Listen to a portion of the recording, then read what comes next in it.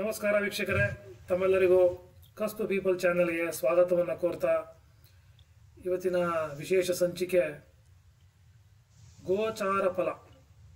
ಗೋಚಾರ ಫಲ ನಮಗೆ ಎಷ್ಟು ಮಟ್ಟಿಗೆ ವರ್ಕ್ ಆಗ್ತದೆ, ನಾವು ನಿಜವಾಗ್ಲೂ ಅದನ್ನು ಕೇಳಿಸ್ಕೋಬೇಕಾ, ನೋಡಬೇಕಾ, ನೋಡ್ಕೋಬೇಕಾ ಅಂತ ನಿಮಗೆ ಕನ್ಫ್ಯೂಷನ್ ಇರ್ತೀರ.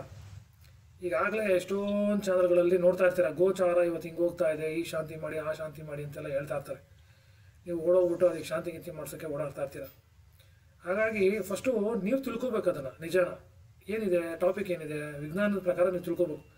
ಗೋಚಾರ ಎಷ್ಟರ ಮಟ್ಟಿಗೆ ನನಗೆ ವರ್ಕ್ ಆಗುತ್ತೆ, ಹೆಂಗೆ ಅಪ್ಲೈ ಆಗುತ್ತೆ, ಅದ್ರ ಪರ್ಸೆಂಟೇಜ್ ವೇರಿಯೇಷನ್ ಏನಾಗುತ್ತೆ ಅನ್ನೋದು ನಾವು ತಿಳ್ಕೊಂಬಿಟ್ಟ ಮೇಲೆ ಆಮೇಲೆ ನೀವು ಡಿಸೈಡ್ ಮಾಡಿ ಏನು ಮಾಡಬೇಕು ಅಂತ.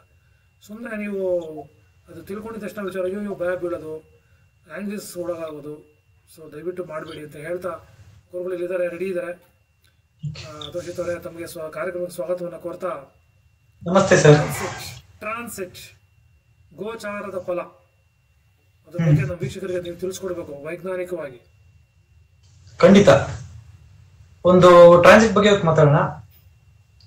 ಒಂದು ಲಗ್ನ ತಗೊಳ್ಳಿ ಸರ್, ನೀವೇ ಒಂದು ಲಗ್ನ ತಗೊಳ್ಳಿ. ಜಸ್ಟ್ ಟೇಕ್ ಒಂದು ಲಗ್ನ. ಅವರ್ ಫೇವರೇಟ್ ವೃಶ್ಚಿಕ ಲಗ್ನ. ವೃಶ್ಚಿಕ ಲಗ್ನಕ್ಕೆ ಶನಿ ಇವಾಗ ಲಗ್ನದಿಂದ 4ನೇ ಮನೆ ಟ್ರಾನ್ಸಿಟ್ ಆಗ್ತಾ ಇದೆ. ಅಂದ್ರೆ ಕುಂಭ ರಾಶಿ ಪೂರ್ವ ಭಾದ್ರಪದ ನಕ್ಷತ್ರದಲ್ಲಿ ಶನಿ ಟ್ರಾನ್ಸಿಟ್ ಆಗ್ತಾ ಇದೆ. ಅದು 4ನೇ ಮನೆಯಲ್ಲಿ ಟ್ರಾನ್ಸಿಟ್ ಆಗ್ತಾ ಇದೆನಾ?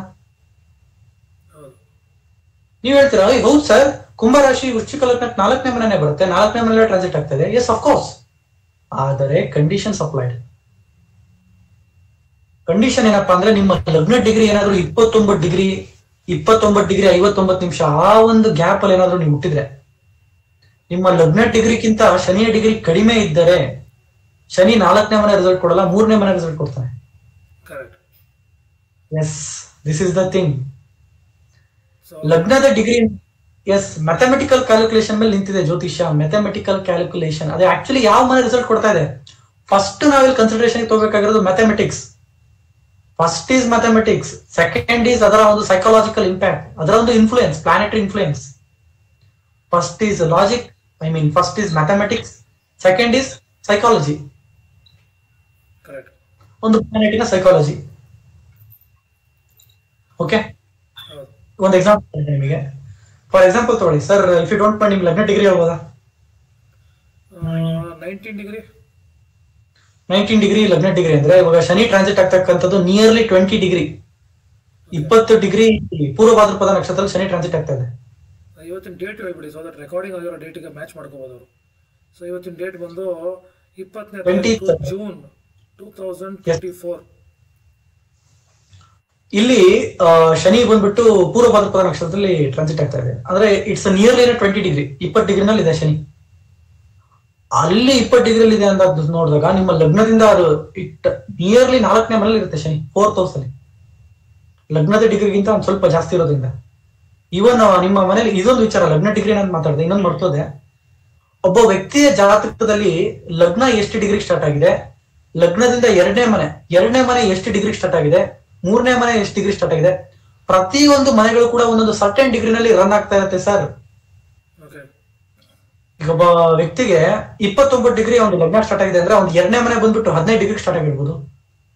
ಅವ್ನು 2ನೇ ಮನೆನೇ 15 ಡಿಗ್ರಿಗೆ. ಈಗ ತುಲಾ ಲಗ್ನ 29 ಡಿಗ್ರಿ ಅಂದ್ರೆ 2ನೇ ಮನೆ ವೃಶ್ಚಿಕ ರಾಶಿ, ಆ 2ನೇ ಮನೆ ಬಂದ್ಬಿಟ್ಟು 15 ಡಿಗ್ರಿ ಇಲ್ಲಾಂದ್ರೆ ಅದು ಒಂದು 20 ಡಿಗ್ರಿ ಸ್ಟಾರ್ಟ್ ಆಗಿರುತ್ತೆ. So Vrishchika ರಾಶಿನಲ್ಲಿ for example transit ಅಲ್ಲಿ ಶುಕ್ರ ವೃಶ್ಚಿಕ ರಾಶಿ ಮೇಲೆ ಹೋಗ್ತಾ ಇದ್ದಾನೆ ಅಂತ ಅಸ್ಯೂಮ್ ಮಾಡ್ಕೊಳ್ಳಿ.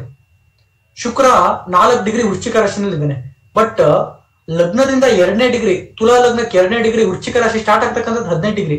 ಅಂದ್ರೆ ಶುಕ್ರ 15 ಡಿಗ್ರಿಗಿಂತ ಕಡಿಮೆ ಇದ್ದಾನೆ. ಅಂದ್ರೆ ಅದು 2ನೇ ಮನೆ ರಿಸಲ್ಟ್ ಕೊಡೋದಿಲ್ಲ ಟ್ರಾನ್ಸಿಟ್ ಅಲ್ಲಿ.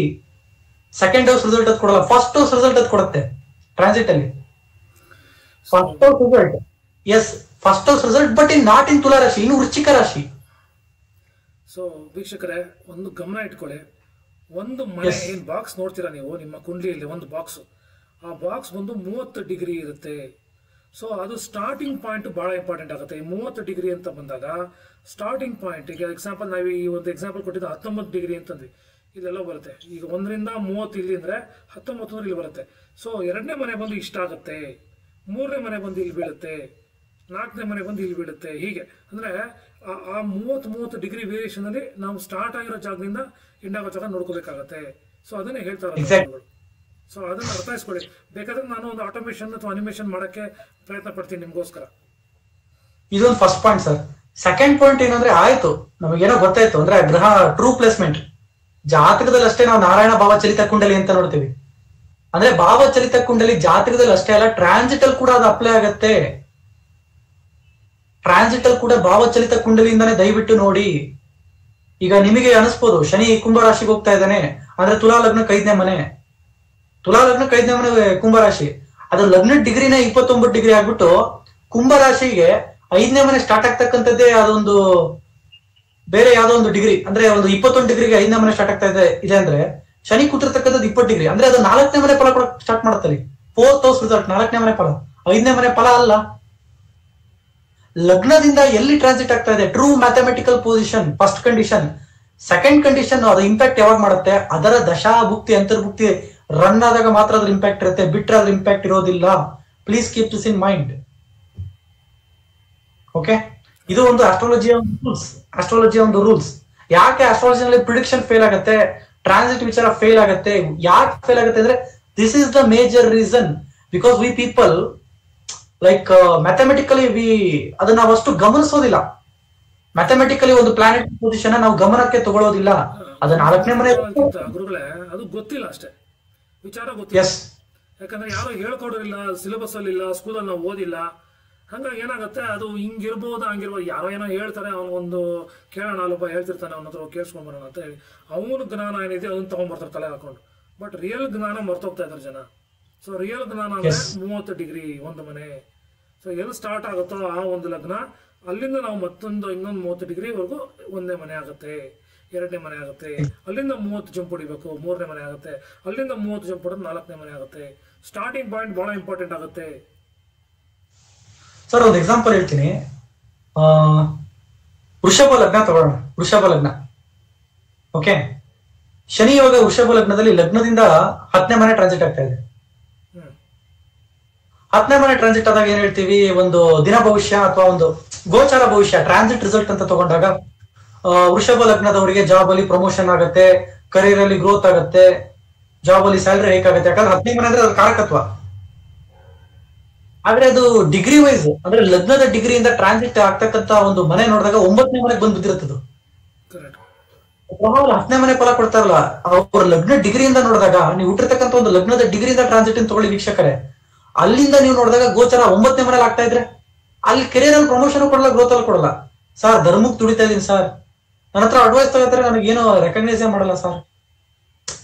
ಅರ್ಥ ಆಯ್ತಾ ಸರ್? ನೀವ್ ಹೇಳಿದ್ರಿ 10ನೇ ಮನೆ ಪ್ರಮೋಷನ್ ಎಲ್ಲ ಕೊಡ್ತಾರೆ, ನನಗೆ ಶನಿ ರನ್ ಆಗ್ತಾ ಇದೆ ಬಟ್ ಪ್ರಮೋಷನ್ ಇಲ್ಲ ಸರ್. ಎಲ್ಲ ತಗೋತಾರೆ, ಲೀಗಲ್ ಆಗಿ ನನ್ನ ಹತ್ರ ಅಡ್ವೈಸ್ ತಗೋತಾರೆ, ನನಗೆ ಕೇರ್ ಮಾಡಲ್ಲ ಸರ್, ರೆಕಗ್ನೈಸ್ ಮಾಡಲ್ಲ ಸರ್ ಕಂಪ್ನಿನಲ್ಲಿ. ಅರ್ಥ ಆಯ್ತಾ ಸರ್ ಟ್ರಾನ್ಸಿಟ್ ಹೆಂಗ್ ವರ್ಕ್ ಆಗುತ್ತೆ ಇಂಪ್ಯಾಕ್ಟ್ ಅಂತ? Mathematical calculation is very very important in the transit. So ಈಗ ಭವಿಷ್ಯ ನೋಡ್ಕೋಬೇಕು, ನಾನು ದಿನನಿತ್ಯ ಭವಿಷ್ಯ ನೋಡ್ಕೋಬೇಕು, ದಶಾಭುಕ್ತಿ ಪ್ರಕಾರ ನೋಡ್ಕೋಬೇಕು ಅಂದ್ರೂ ಸಹ ಟ್ರಾನ್ಸಿಟ್ ಅಂತ ತಗೊಂಡಾಗ ಎಷ್ಟು ಪರ್ಸೆಂಟೇಜ್ ನಮಗೆ ಅಪ್ಲೈ ಆಗುತ್ತೆ? ಓಕೆ, ಟ್ರಾನ್ಸಿಟ್ ಬಗ್ಗೆ ನಾನು ಮಾತಾಡ್ತೀನಿ ಸರ್. ದಶದಲ್ಲಿದ್ದಾಗ ಒಂದು 5% ಅದು ಅಪ್ಲೈ ಆಗುತ್ತೆ. ದಶದಲ್ಲಿ 5%, ದಶದಲ್ಲಿ ಅದರ ಒಂದು ಇಂಪ್ಯಾಕ್ಟ್ 5% ಇರುತ್ತೆ. ಟ್ರಾನ್ಸಿಟ್ ನ ಇಂಪ್ಯಾಕ್ಟ್ ಆ ಗ್ರಹದ ದಶ ನಡೀತಾ ಇದ್ರೆ ಒಂದು 5% ಅದರ ಇಂಪ್ಯಾಕ್ಟ್ ಇರುತ್ತೆ. ಭುಕ್ತಿನಲ್ಲಿ ಆ ಗ್ರಹ ರನ್ ಆಗ್ತಾ ಇದ್ರೆ ಭುಕ್ತಿನಲ್ಲಿ ಒಂದು ಟ್ರಾನ್ಸಿಟ್ ನ ಇಂಪ್ಯಾಕ್ಟ್ ಅಂದ್ರೆ, ಫಾರ್ ಎಕ್ಸಾಂಪಲ್ ಹೇಳ್ತೀನಿ, ಶುಕ್ರನ್ ದಶ ರನ್ ಆಗ್ತಾ ಇದೆ, ಶುಕ್ರ ಎಲ್ಲೋ ಒಂದು ಮನೆ ಟ್ರಾನ್ಸಿಟ್ ಆಗ್ತಾ ಇದೆ, ನಿಮ್ಮ ಜಾತಕದಲ್ಲಿ ಶುಕ್ರನ ಒರಿಜಿನಲ್ ಪ್ಲೇಸ್ಮೆಂಟ್ ಇಂಪಾರ್ಟೆಂಟ್, ಅದು ಹೈಯೆಸ್ಟ್ ಇಂಪ್ಯಾಕ್ಟ್ ನ ಹೊಂದಿರುತ್ತೆ. ನಿಮ್ಮ ಜಾತಕದಲ್ಲಿ ಶುಕ್ರ ಕೂತಿರ್ತಕ್ಕಂಥ ಮನೆ ಹೈಯೆಸ್ಟ್ ಇಂಪ್ಯಾಕ್ಟ್ ನ ಹೊಂದಿರುತ್ತೆ. ಟ್ರಾನ್ಸಿಟ್ ಅಲ್ಲಿ ಶುಕ್ರ ಹೋಗ್ತಿರ್ತಕ್ಕಂಥ ಮನೆ ದಶದಲ್ಲಿ 5% ಅಷ್ಟೇ ಇಂಪ್ಯಾಕ್ಟ್. ದಶದಲ್ಲಿ 5% ಇಂಪ್ಯಾಕ್ಟ್, ಅಂತರ್ಭುಕ್ತಿನಲ್ಲಿ 10% ಇಂಪ್ಯಾಕ್ಟ್. ಅಂತರ್ಭುಕ್ತಿ 10% ಇಂಪ್ಯಾಕ್ಟ್, ಸಾರಿ ಭುಕ್ತಿನಲ್ಲಿ 10% ಇಂಪ್ಯಾಕ್ಟ್, ಅಂತರ್ಭುಕ್ತಿನಲ್ಲಿ 15ರಿಂದ 20% ಇಂಪ್ಯಾಕ್ಟ್. ಅಲ್ಲಿ ನೋಡಿ, ಅಂತರ್ಭುಕ್ತಿ ಈವೆಂಟ್ ಡಿಸೈಡ್ ಮಾಡುತ್ತೆ. ಅಂತರ್ಭುಕ್ತಿನಲ್ಲಿ ಟ್ರಾನ್ಸಿಟ್ ಇಂಪಾರ್ಟೆಂಟ್ ಆಗುತ್ತೆ. ಅಂತರ್ಭುಕ್ತಿ ಟ್ರಾನ್ಸಿಟ್ ಬಂದ್ಬಿಟ್ಟು ಅದು, ಯಾಕಂದ್ರೆ ಅಂತರ್ಭುಕ್ತಿ ರಿಸಲ್ಟ್ ಏನ್ ಹೇಳುತ್ತೆ, ದಶಾ ಕಂಡೀಷನ್ ಹೇಳುತ್ತೆ. ಓಕೆ, ದಶಾ ಕಂಡೀಷನ್ ಹೇಳುತ್ತೆ, ಭುಕ್ತಿ ಆ ಕಂಡೀಷನ್ ಅಲ್ಲಿ ಇರ್ತಕ್ಕಂಥ ಒಂದು ಪರಿಸ್ಥಿತಿ ಬಗ್ಗೆ ಹೇಳುತ್ತೆ. ಅಂತರ್ಭುಕ್ತಿ ಬಂದ್ಬಿಟ್ಟು ಅದು ಎಲ್ಲಾ ತರದ ಒಂದು ಈವೆಂಟ್ ವಿಚಾರ ಮಾತಾಡ್ತಾ ಹೋಗುತ್ತದೆ ಅಂತರ್ಭುಕ್ತಿ. Events. What event a person is going to face, ಈ ಒಂದು ಅಂತರ್ಭುಕ್ತಿನಲ್ಲಿ, ಈ ಒಂದು ಡ್ಯೂರೇಷನ್ ಅಲ್ಲಿ, ಅಂದ್ರೆ ಥರ್ಡ್ ಲೆವೆಲ್ ಅಂತರ್ಭುಕ್ತಿ. What kind of event the person is going to face, what kind of situation the person is going to run into ಅಂತರ್ಭುಕ್ತಿ. ಅಲ್ಲಿ 10-15%, I mean more weightage, 15-20%, there is a more weightage of a transit. ಟ್ರಾನ್ಸಿಟಿನ impact ಅಲ್ಲಿ ಜಾಸ್ತಿ ಇರುತ್ತೆ. So ಈ ತರ ತಗೋಬೇಕಾಗುತ್ತೆ sir. Transit ನೋಡ್ತಾ ಇದ್ದೀರಾ, ಕೇರ್ಫುಲ್ ಆಗಿ ನೋಡಿ ಅಂತ ನಾನು ವೀಕ್ಷಕರಿಗೆ ಹೇಳ್ತಕ್ಕಂಥ ಲಗ್ನ ಡಿಗ್ರಿ ದಯವಿಟ್ಟು ಕನ್ಸಿಡರ್ ಮಾಡ್ಕೊಳ್ಳಿ. ನಿಮ್ಮ ಜಾತಕ ಇಟ್ಕೊಂಡು ಟ್ರಾನ್ಸಿಟ್ ನೋಡಿ. ಲಗ್ನದಿಂದ ಟಿವಿನಲ್ಲಿ ಹೇಳ್ತಾರೆ ಲಗ್ನದಲ್ಲಿ ಇಲ್ಲಿ ಹೋಯ್ತು ಅಂತ, ನಿಮ್ಮ ಲಗ್ನದ ಡಿಗ್ರಿ ಕನ್ಸಿಡರೇಷನ್ ತಗೊಳ್ಳಿ ವೀಕ್ಷಕರೇ. ಸೊ ಅಂತರ್ಭುಕ್ತಿ ಬಹಳ ಇಂಪಾರ್ಟೆಂಟ್ ಹೇಳ್ತಾ ಈ ಒಂದು ಸಂಚಿಕೆಯನ್ನು ಮುಗಿಸ್ತಾ ಇದೀವಿ. ನಿಮ್ಗೆ ಬಹುಶಃ ಎಲ್ಲ ಅರ್ಥ ಆಗಿದೆ ಅಂತ ಅನ್ಕೋತೀನಿ. ಏನಾದ್ರು ಡೌಟ್ಸ್ ಇದ್ರೆ ಕಮೆಂಟ್ಸ್ ಮುಖಾಂತರ ತಿಳಿಸಿ ಅಂತ ಹೇಳ್ತಾ ನಮಸ್ಕಾರ ವೀಕ್ಷಕರೇ. Thank you Guruji, thank you so much. Thank you sir.